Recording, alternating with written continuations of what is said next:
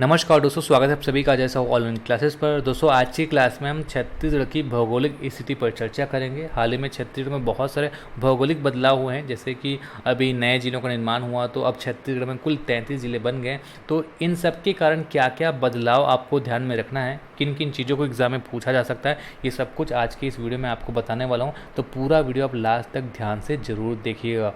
दोस्तों अगर आप घर बैठे छत्तीसगढ़ जीएस की कंप्लीट स्टडी करना चाहते हैं तो एक इन्फॉर्मेशन मैं जो देने वाला हूँ इम्पॉर्टेंट है, ध्यान से आप सुनेगा।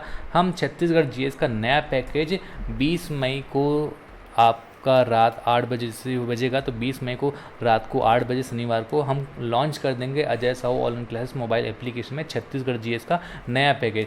इस कोर्स में 33 जिलों के अनुसार नए डेटा के हिसाब से नए वीडियो और पीडीएफ आपको दे जाएंगे। अगर आप सीजीपीसी प्री हो या फिर मेंस हो या फिर सीजीएफएम की किसी भी एग्जाम की तैयारी कर रहे हैं जहाँ पर छत्तीसगढ़ जीएस का वेटेज रहता है, तो ये जो कोर्स होगा वो आपके लिए बहुत ही हेल्पफुल रहेगा। इस कोर्स में जितने भी क्लासेस लिए जाएंगे मैप आधारित डिजिटल क्लासेस लिए जाएंगे, जैसे कि आज का वीडियो आप देखेंगे लास्ट तक तो आपको समझ में आ जाएगा किस तरीके से क्लासेस होने वाली हैं।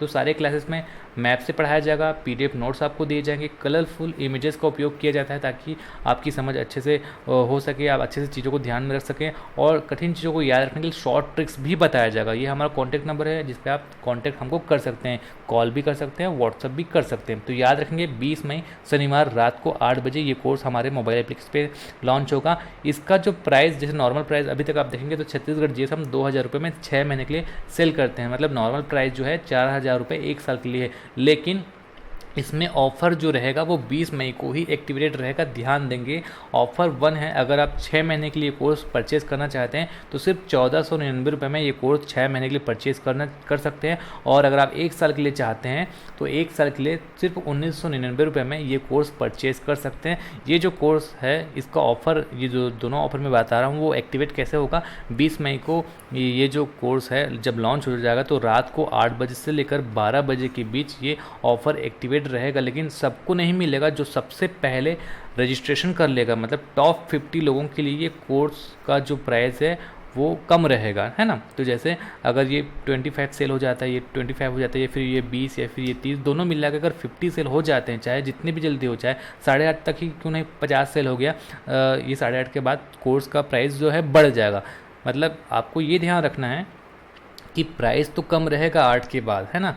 8 से 12 बजे के बीच तो आपका ऑफ़र एक्टिवेट रहेगा, लेकिन अगर फटाफट 50 लोग आ गए तो आपको ये ऑफ़र नहीं मिल पाएगा। इसलिए अगर आपको जल्दी से इस ऑफ़र का लाभ लेना है तो जल्दी से जल्दी आप 8 बजते ही आप परचेज़ कर लीजिएगा। कैसे परचेज़ करना है और किस तरीके से एप्लीकेशन में ये कोर्स दिखेगा उसके लिए डेडिकेटेड अलग से मैं वीडियो भी बना दूंगा, जिसको आप यूट्यूब या फिर एप्लीकेशन में देख पाएंगे। अब शुरू करेंगे आज की क्लास। टॉपिक में हम पढ़ने वाले हैं छत्तीसगढ़ राज्य की भौगोलिक स्थिति एवं विस्तार। जैसे छत्तीसगढ़ में मैं डायरेक्ट बता दूंगा कि अक्षांशीय स्थिति जो है वो आपका 17 डिग्री 46 मिनट है, देशांतरी स्थिति आपका 80 से लेकर 84 के आसपास है, तो आपको समझ में नहीं आएगा। मतलब आपको इन सबको समझने के लिए पहले अक्षांश रेखा क्या होता है, देशांतर रेखा क्या होता है, ये सब कुछ समझना होगा। एक एक करके मैं आपको समझाऊंगा। अगर आपको ये सब कुछ पता है तो कुछ मिनट को स्किप कर सकते हैं, नहीं पता तो जीरो से अगर आपको देखना है तो ध्यान से एक एक चीज़ देखेंगे। देखिए, छत्तीसगढ़ को हमको समझने के लिए पहले भारत को हमको समझना होगा। भारत को समझने के लिए वर्ल्ड का जो ये मैप बनता है उसको थोड़ा सा समझते हैं। पृथ्वी इस तरीके से गोल है, तो पृथ्वी में जितने भी देश हैं उसके एग्जैक्ट लोकेशन को समझने के लिए, भौगोलिक स्थिति को समझने के लिए और टाइम लाइन समय का निर्धारण करने के लिए दो काल्पनिक रेखाओं में, जिसको अक्षांश रेखा और देशांतर रेखाएं कहती हैं, दो अलग अलग काल्पनिक रेखाओं में पृथ्वी को बांटा गया। तो पहले कुछ इस तरीके से पृथ्वी को जो बांटा गया, समानांतर रेखाएं यहाँ पे कुछ इस तरीके से बांटा गया, उसको हम कहते हैं अक्षांश रेखाएं। तो इसको कैसे बांटा गया, इसको बीचों बीच सेंटर से 0 लिया गया और एक एक डिग्री से, 1 डिग्री 2 डिग्री ऐसे, है ना, यहाँ से 1 डिग्री, यहाँ से 2 डिग्री, ऐसे कर करके 90 डिग्री तक यहाँ तक ऐसे बांटा गया। तो 90 अक्षांश रेखाएं ऊपर, और इसी तरीके से नीचे ऐसे एक एक डिग्री करके 90 इधर भी बांटा गया है ना। तो 90 इधर, तो टोटल 90 90 और बीच में 0 डिग्री वाला भी, तो टोटल 90 प्लस 1 मतलब 181 अक्षांश रेखाओं में बांटा गया है। और देशांतर रेखा को कैसे बांटा गया है, कुछ इस तरीके से। ऊपर से आप देखेंगे तो 360 डिग्री आपको दिखेगा, तो एक एक डिग्री से ऐसे नीचे काटा गया है ना। तो टोटल जो देशांतर रेखाएं हो जाएंगी वो 360 होगा। तो अगर आप देखेंगे पृथ्वी तो गोल है, लेकिन वर्ल्ड का मैप आप देखेंगे तो इस तरह से चौकोर दिखता है, और ये वो जो वाला हिस्सा वो ज़्यादा बड़ा दिखता है। तो इधर 360 है अक्षांश रेखाएं और इधर है 181। इस तरीके से आपको काट कर अच्छे से समझ में आ सके, इसलिए ऐसे बनाकर दिखाया जाता है वर्ल्ड का मैप। ठीक है, तो ये अक्षांश रेखाएं और देशांतर रेखाएं होंगी। इसके बारे में और अगर आप डिटेल चाहते हैं तो मैं आपको बता देता हूँ। कुल अक्षांश रेखा होती है 181। दो अक्षांशों के बीच की दूरी अगर आप कैलकुलेट करेंगे, इंडियन ज्योग्राफी क्लास में मैंने आपको बता दिया था, तो 111.4 किलोमीटर आता है। सबसे लंबी अक्षांश रेखा भूमध्य रेखा होती है, जिस बीच का जो रेखा होता है उसको भूमध्य रेखा कहते हैं। ठीक है, जीरो में जो होता है, तो जीरो डिग्री में देखेंगे तो सबसे बड़ा दिखेगा, फिर ऊपर जाते जाएंगे कम हो जाएगा, और उत्तरी ध्रुव और दक्षिणी ध्रुव पर बिंदुनुमा हो जाएगा। तो ध्रुवों पर सबसे छोटी होती है अक्षांश रेखाएं, है ना। देशांतर रेखाएं की हम बात करें तो टोटल 360 है। अब इसी से ही टाइमलाइन का कैलकुलेशन किया जाता है। कैसे? जैसे पृथ्वी जो 24 घंटे में 360 डिग्री घूमता है, तो अब एक जो देशांतर रेखा को वैल्यू कैसे निकालेंगे? 24 घंटे, मतलब अगर मिनट में कन्वर्ट करेंगे तो 24 गुणित 60 कितना डिग्री घूमता है? 360 डिग्री। अब एक डिग्री का वैल्यू कैसे निकालेंगे? 24 गुणित 60 बटा 360। 0 0 गए, 6 6 का 36, 6 4 का 24, 4 मिनट। 1 डिग्री का जो वैल्यू होता है 1 डिग्री देशांतर का, वो 4 मिनट होता है। तो इसी से कैलकुलेशन किया जाता है अलग अलग कंट्री का जो भी मैप जो टाइमलाइन होता है, मतलब समय निर्धारण होता है, इन सारी चीज़ों से किया जाता है। अब यहाँ पे मैं आपको एक चीज़ और बता दूं, पृथ्वी एकदम सीधा नहीं है, अपने अक्ष से 23.5 डिग्री ऐसे झुका हुआ है। तो इसी तरीके से 23.5 डिग्री आपका उत्तरी अक्षांश से जो भूमध्य रेखा है उससे उत्तर में, और भूमध्य रेखा है उसके दक्षिण से भी 23.5 डिग्री इधर काल्पनिक रेखा बनाया गया है, जिसको ऊपर के जो उत्तर में है उसको कहा जाता है कर्क रेखा, और भूमध्य जो रेखा है उसके जो नीचे में है उसको कहा जाता है मकर रेखा। दोनों 23.5 डिग्री में।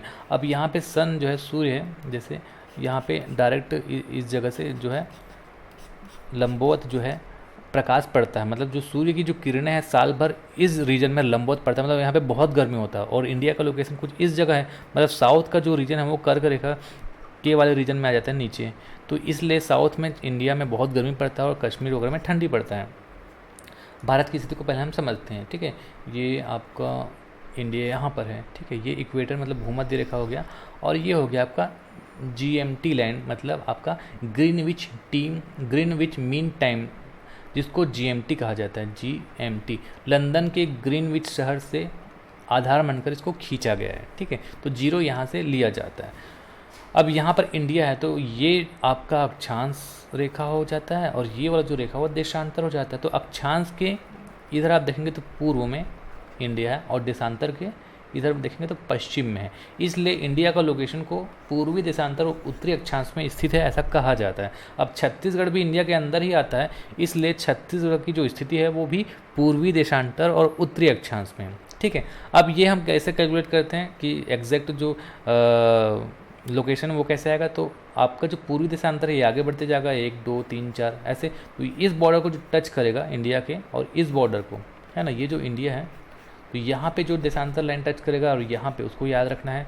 और अगर आपको उत्तरी अक्षांश और अक्षांश में हम बात करें तो यहाँ पे जो टच करेगा और यहाँ पे टच करेगा उसको याद रखना पड़ेगा। उसी तरीके से छत्तीसगढ़ में आपको याद रखना पड़ेगा, है ना। तो यहाँ पे अगर आप देखेंगे तो एक IST भी है, ये आपका GMT हो गया आपका लंदन का।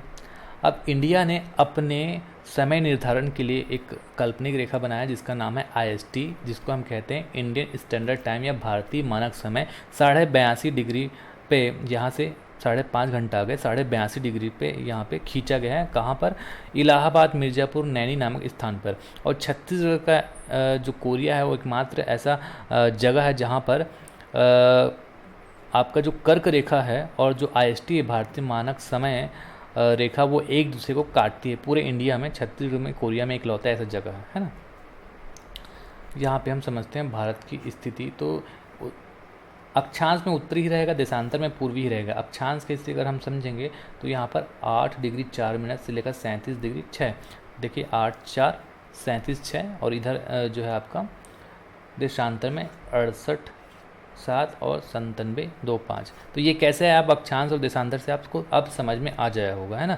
तो इसको मैं डिटेल में नहीं पढ़ाता क्योंकि ये इंडिया का टॉपिक हो गया।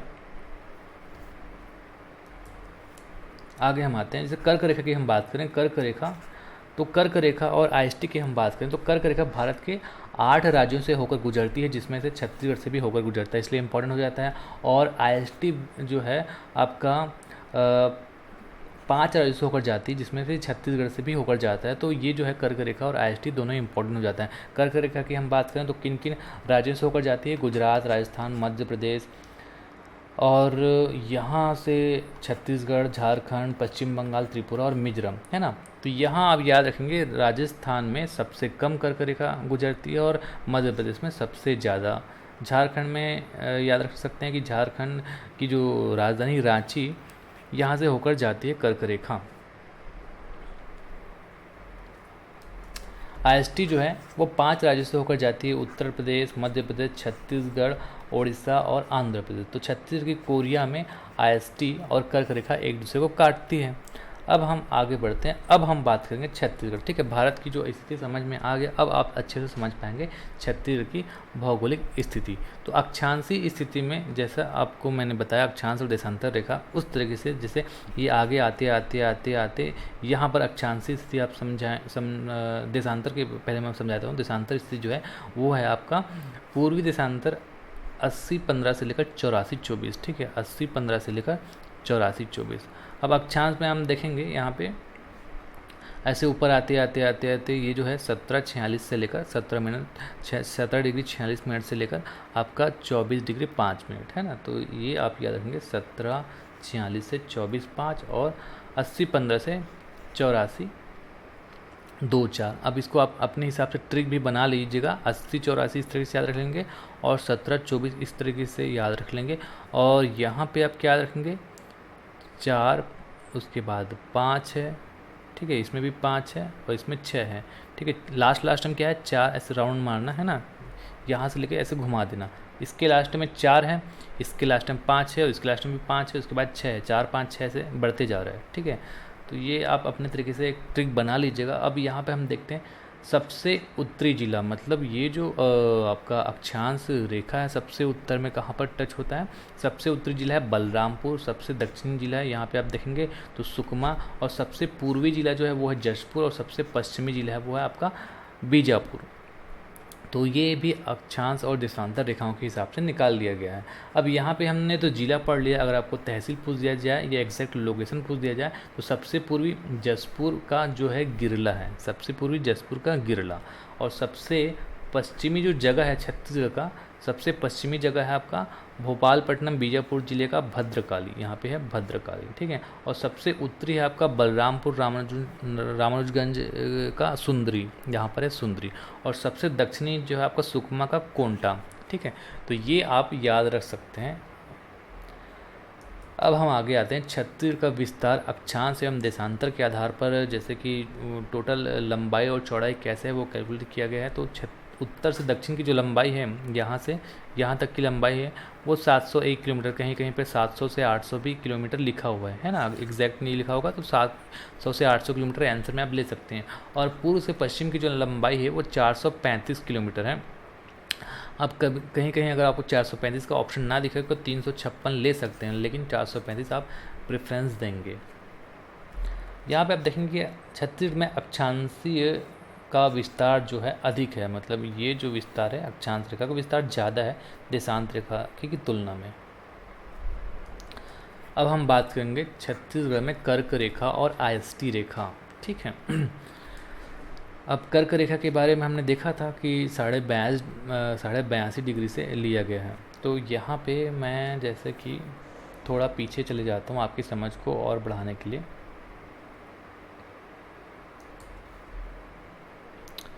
ये GMT है, ये IST है, 82.5 डिग्री, है ना। अब IST को क्यों बनाया गया, ताकि यहाँ पे देखिए यहाँ का जो टाइमलाइन है अगर हम इसको फॉलो करेंगे तो हमारा जो समय है वो बहुत आगे पीछे हो जाएगा, ठीक है। मतलब जैसे कि यहाँ हम देख रहे हैं कि यहाँ 5:30 बजे है और रात हो गया है, तो इस तरीके से दिक्कत हो सकता था। इसी को ध्यान में रखते हुए भारत ने अपना एक स्टैंडर्ड टाइमलाइन बनाया 82.5 डिग्री। अब ये 5.5 घंटे इधर से आगे, क्योंकि 82.5 डिग्री से आप वही 4 मिनट के हिसाब से कैलकुलेट करेंगे तो आगे क्यों आएगा, क्योंकि सूरज यहाँ से उगेगा और यहाँ पर पहले जो है सुबह होगा, फिर यहाँ पे सुबह होगा, मतलब ये जो एरिया वो आगे है।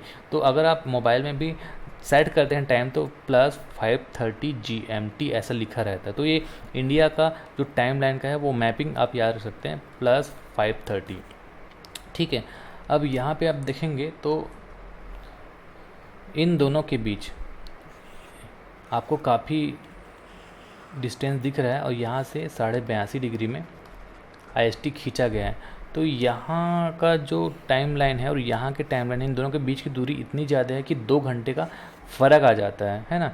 तो इसीलिए छत्तीसगढ़ में सॉरी भारत में एक ऐसे जगह को खोजा गया है जहाँ पे हम अगर मैपिंग करें तो सारे राज्यों का जो टाइम है उसमें ज़्यादा फ़र्क ना है, इसलिए 82.5 डिग्री यहाँ पे बनाया गया। और आजकल जो है इसके अलावा भी जैसे कि 2-3 टाइमलाइन बनाया जाए भारत में ताकि इधर के राज्यों और इधर के राज्यों में ज़्यादा फ़र्क ना हो, ऐसी भी चर्चा चल रही है। तो 82.5 डिग्री आपको ये याद रख लेना है कि जो प्रयागराज के आपका जो नैनी नामक स्थान है वहाँ से लिया गया है।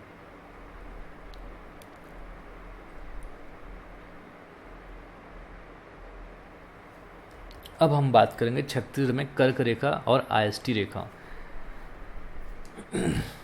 कर्क रेखा जो है आपका पहले क्या होता था, 33 जिला जब नहीं बना था तो कर्क रेखा 3 जिले से होकर जाता था और आपका जो IST है उसको माना जाता था कि आपका कर्क रेखा 3 और IST 7। अब नया जिला कौन सा बना, मनेन्द्रगढ़, चिरमिरी, भरतपुर, इस वाले रीजन में। तो इसी के कारण इन दोनों में एक एक जोड़ देंगे, अब 4 आ जाएगा और इसमें 8 आ जाएगा, मतलब कर्क रेखा 4 और IST 8 जिलों से होकर जाता है। कैसे देखिए, कर्क रेखा यहाँ पर आप देखेंगे ये ट्रिक वाला मैप है मेरा, ये ऑफिशियल मैप है, दोनों से आपको मैं समझाऊंगा। अगर आप इसको बनाना चाहें तो बना सकते हैं, इसको बनाना चाहें तो भी बना सकते हैं। ये इस तरीके से मैप अगर आप बनाएंगे तो एग्जाम में फटाफट बन जाता है और याद रहता है। ठीक है, तो याद रखेंगे मनेन्द्रगढ़, चिरमिरी, भरतपुर, कोरिया, सूरजपुर और बलरामपुर, रामानुजगंज। कर्क में देखिए ऐसे लिख देना आप, कर्क 1 2 3 4 वर्ड है। अगर आप इंग्लिश में लिखेंगे तो 4 जिला से होकर जाता है, ऐसे याद रखेंगे।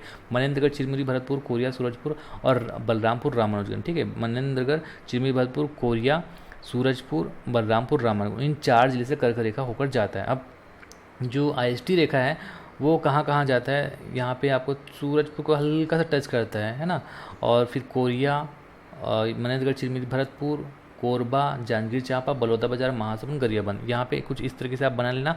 ठीक है, मनेन्द्रगढ़, चिरमिरी, भरतपुर, कोरिया, सूरजपुर, कोरबा, जांजगीर चांपा, बलौदाबाजार, महासमुंद, गरियाबंद, टोटल 8 जिला को ये कवर करेगा। तो जब ये मनेन्द्रगढ़, चिरमिरी, भरतपुर नहीं बना था तो दोनों में क्या था, एक एक कम था, अब दोनों में एक एक आप बढ़ा देना, क्योंकि ये वाला जिला नया बन गया तो दोनों से आप याद रख लेना। ठीक है, छत्तीसगढ़ में कर्क रेखा 4 जिले से होकर जाती है, मनेन्द्रगढ़, चिरमिरी, भरतपुर, कोरिया, सूरजपुर, बलरामपुर। छत्तीसगढ़ में IST जो है 8 जिले से होकर जाती है, मनेन्द्रगढ़, चिरमिरी, भरतपुर, कोरिया, सूरजपुर, कोरबा, जांजगीर चांपा, बलौदाबाजार, महासमुंद, गरियाबंद। ऐसे याद रखेंगे तो आप भूल जाएंगे, लेकिन अगर आप इस तरीके से मैप एज इट इज़ जो मैं बनाया हूँ वैसे आप अपने नोट्स में प्रिपेयर कर लीजिएगा। जैसे ही आप एग्ज़ाम में आएगा फट से ऐसे बनाएंगे और याद हो जाएगा आपको, या फिर ट्रिक से आप क्वेश्चन को सॉल्व कर लेंगे। ठीक है, कोरिया जिले के सोनहट क्षेत्र के बालम की पहाड़ी में कर्क रेखा और IST जो है एक दूसरे को काटती है, यहाँ पर है ना। कोरिया जिले की सोनहट क्षेत्र के बालम की पहाड़ी में क्या होता है, कर्क रेखा और IST पूरे भारत में सिर्फ छत्तीसगढ़ के कोरिया जिला में ऐसा एक क्षेत्र है जहाँ पे एक दूसरे को IST और कर्क रेखा काटता है ना। और ऐसा पूछ दिया जाए कि कर्क रेखा और IST दोनों ही एक साथ किन जिलों में होता है, मतलब ऐसा कोई जिला है जहाँ पे कर्क रेखा और IST दोनों होकर गुजरता है। तो देखिए मनेन्द्रगढ़ में एक ही हो गया, मनेन्द्रगढ़, चिरमिरी, भरतपुर में कर्क रेखा भी है और IST भी है। कोरिया में भी आप देखेंगे तो दोनों में हो गया, और सूरजपुर में भी आप देखेंगे तो दोनों गुजर रहा है। तो मनेन्द्रगढ़, चिरमिरी, भरतपुर, कोरिया और सूरजपुर, इन 3 जिला में दोनों जो रेखाएँ हैं कर्क रेखा और IST गुजरता है। अब हम बात करेंगे छत्तीसगढ़ के पड़ोसी राज्य। इसको हमने पहले भी पढ़ लिया, अभी रिवीजन कर लेते हैं। छत्तीसगढ़ के जो पड़ोसी जो राज्य है वो 7 है। कौन कौन सा, मैप में आप देखेंगे मध्य प्रदेश। ये जो क्रम है वो बढ़ते क्रम में सेट किया गया, बढ़ते से ऐसे सबसे बड़ा, फिर कम कम कम ऐसे सबसे छोटा, है ना। तो मध्य प्रदेश, फिर महाराष्ट्र, उत्तर प्रदेश, आंध्र प्रदेश, उड़ीसा, तेलंगाना और झारखंड। सबसे छोटा पड़ोसी राज्य छत्तीसगढ़ का ऐसा पूछा जाए तो झारखंड, और सबसे बड़ा पड़ोसी राज्य छत्तीसगढ़ का ऐसा पूछा जाए तो मध्य प्रदेश। मध्य प्रदेश सबसे बड़ा, झारखंड सबसे छोटा, और ये टोटल 7 हैं। पड़ोसी जो राज्य है छत्तीसगढ़ के टोटल 7 है। कैसे याद रखेंगे? मैंने आपको पहले ही बता दिया ट्रिक। जैसे ऑफिशियल मैप में आपको दिखा देता हूँ, हम लोग का जो ट्रिक वाला मैप है वो आपको पहले समझाते हूँ। जो ट्रिक वाला मैप है, यहाँ पे जो सबसे उत्तरी जिला है बलरामपुर, यहाँ पे 2 एरो आप खींचेंगे कुछ इस तरीके। सबसे दक्षिणी जिला है सुकमा, वहाँ पे 2 एरो खींचेंगे कुछ इस तरीके से। सबसे जो पूर्वी जिला है जसपुर, वहाँ पे 1 एरो खींचेंगे। और सबसे पश्चिमी जिला है बीजापुर, वहाँ पे एक लकीर खींचेंगे। इसके अलावा एक लकीर खींचेंगे खैरागढ़ छुई खदान के यहाँ पे आसपास। ठीक है, तो ये जो एरिया हो जाएगा आपको उत्तर प्रदेश हो जाएगा, मध्य प्रदेश हो जाएगा, महाराष्ट्र हो जाएगा, तेलंगाना हो जाएगा, ये आंध्र प्रदेश हो जाएगा, या उड़ीसा हो जाएगा। अब ये हो जाएगा झारखंड। अब आपको याद रखने की ज़रूरत नहीं है कि ये मध्य प्रदेश जो है कितने जिला से लगा हुआ है, आप कैलकुलेट कर सकते हैं। जैसे उड़ीसा 9 जिला से लगा हुआ है। कौन कौन से 9 जिला है? यहाँ से यहाँ तक का जो बीच है उसको कैलकुलेट करेंगे। कैसे?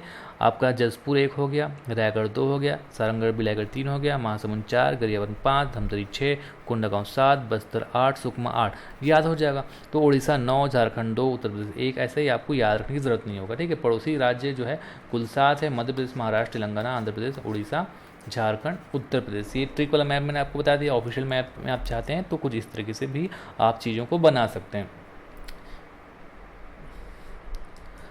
अब छत्तीसगढ़ से कई बार दिशा भी पूछा दिया जाता है कि छत्तीसगढ़ से उड़ीसा किस दिशा में है, या फिर महाराष्ट्र किस दिशा में है, या फिर महाराष्ट्र की किस दिशा में छत्तीसगढ़ है। ऐसा टाइप से क्वेश्चन पूछ दिया जाता है। तो अगर आप इसी ट्रिक को याद रखेंगे तो आपको ये सब याद नहीं रखना पड़ेगा, है ना। ये देखिए, ये आपका उत्तर होता है, ये दक्षिण होता है, ये पूर्व होता है, ये पश्चिम होता है। इतना तो कम से कम आपको पता होना चाहिए। कई बार इसमें कन्फ्यूजन हो जाता है, तो इसको आप बना लेना है ना, NSEW ऐसे आप बना लेना। ये मैंने अटैच कर दिया है अगर आपको कन्फ्यूजन हो तो देखिए, इस मैप को अगर आप याद कर लेंगे तो ये सब कुछ ऑटोमेटिक याद हो जाएगा। मैं आपको यहाँ पे प्रूफ करके दिखा देता हूँ। जैसे कि छत्तीसगढ़ के पूर्व में उड़ीसा है। देखिए, छत्तीसगढ़ के पूर्व में उड़ीसा दिख रहा है, बिल्कुल है। पश्चिम में आपका मध्य प्रदेश, महाराष्ट्र है, दिख रहा है। पश्चिम में मध्य प्रदेश, महाराष्ट्र दिख रहा है ना। अब यहाँ पे हम देखेंगे उत्तर में उत्तर प्रदेश है, देखिए दिख रहा है। दक्षिण में तेलंगाना, आंध्र प्रदेश, यहाँ पे आंध्र प्रदेश है, यहाँ पे तेलंगाना लिख लेना है ना, तेलंगाना यहाँ पे। अब कहाँ पे आ गए हमें? दक्षिण हो गया था। उत्तर पूर्व में झारखंड, ये रीजन को हम बोलेंगे उत्तर पूर्व, ये वाले रीजन को, तो ये झारखंड है।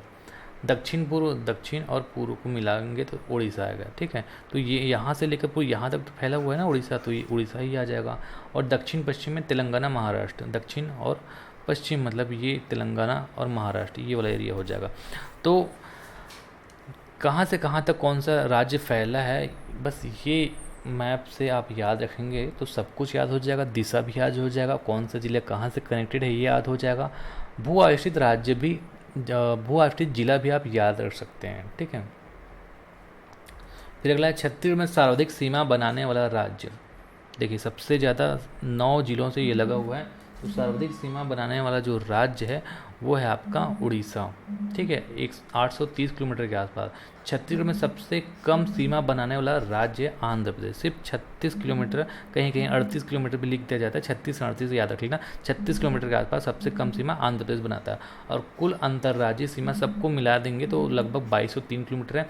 सबसे लंबी अंतर्राज्यीय सीमा वाला जिला है बलरामपुर। ठीक है, देखेंगे तो यहाँ पे सबसे लंबा अंतर्राज्यीय सीमा शेयर यहाँ से लेकर यहाँ तक अलग अलग 3 राज्यों से सीमा शेयर करता है बलरामपुर। और सबसे छोटी अंतर्राज्यीय सीमा शेयर करने वाला जिला धमतरी, मात्र अपना इतना हिस्सा ही जो है उड़ीसा शेयर करता है। मतलब सबसे छोटी अंतर्राज्यीय सीमा वाला जिला जो है वो है धमतरी। ठीक है, अब 3 राज्यों को स्पर्श करने वाला जिला बलरामपुर है और आपका सुकमा है। सबसे उत्तरी जिला और सबसे दक्षिणी जिला, ऐसे याद रख लेंगे, है ना। बलरामपुर इधर आप देखेंगे तो मध्य प्रदेश, इधर उत्तर प्रदेश और झारखंड, 3 राज्यों से लगा हुआ है।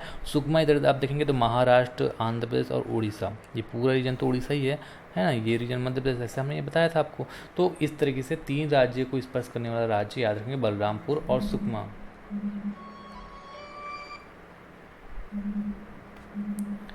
फिर अगला टॉपिक है भू अवस्थित जिले।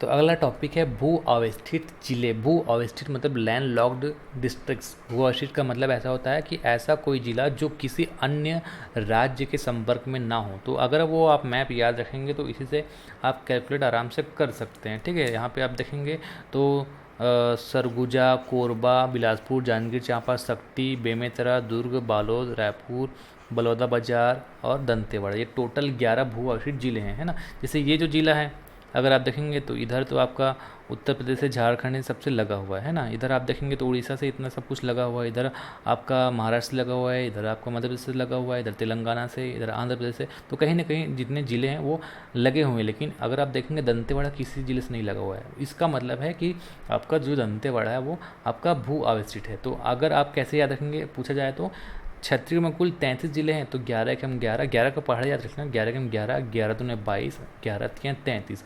11 जो है भू अवस्थित जिले हैं, 22 जो है वो सीमावर्ती जिले। सीमावर्ती मतलब ऐसे जिले जो किसी अन्य राज्य के संपर्क में होते हैं। टोटल 33 जिले हैं। ठीक है, तो ये आप याद रख लेंगे। बिलासपुर संभाग में सबसे अधिक भू अवस्थित जिले हैं। ये बिलासपुर संभाग है, सबसे अधिक 4, कोरबा, बिलासपुर, जांजगीर चांपा, शक्ति। पहले वैसे बिलासपुर जो है भू अवस्थित जिला नहीं था, बाद में गौरेला पेंड्रा मरवाही जब बन गया तब बिलासपुर में भू अवस्थित जिला हो गया और सबसे ज़्यादा बिलासपुर संभाग में भू अवस्थित जिले हो गए। छत्तीसगढ़ वैसे देखा जाए तो स्वयं भी भू अवस्थित प्रदेश है। राज्य के हिसाब से भू अवस्थित प्रदेश किसको घोषित किया जाता है? जो किसी अन्य देश से या फिर समुद्री सीमा से टच में नहीं रहता। तो अगर आप छत्तीसगढ़ का मैप भारत में देखेंगे, है ना, तो यहाँ पर छत्तीसगढ़ है जो किसी भी अन्य जो समुद्री सीमा है या फिर अन्य देश है उससे नहीं लगा हुआ है। तो छत्तीसगढ़ राज्य स्वयं अपने आप में भी भू अवस्थित प्रदेश है। और छत्तीसगढ़ राज्य की जो आकृति है वो सी हॉर्स के समान। ये है सी हॉर्स। सी हॉर्स मतलब जो आपका होता है मछली होता है जिसको हिपोकैम्पस कूडा भी कहा जाता है ना, सी हॉर्स। ये देखिए, और छत्तीसगढ़ का मैप भी कुछ इस तरीके से है, ऐसा माना जाता है ना। छत्तीसगढ़ राज्य की आकृति सी हॉर्स मछली के हिसाब से माना जाता है।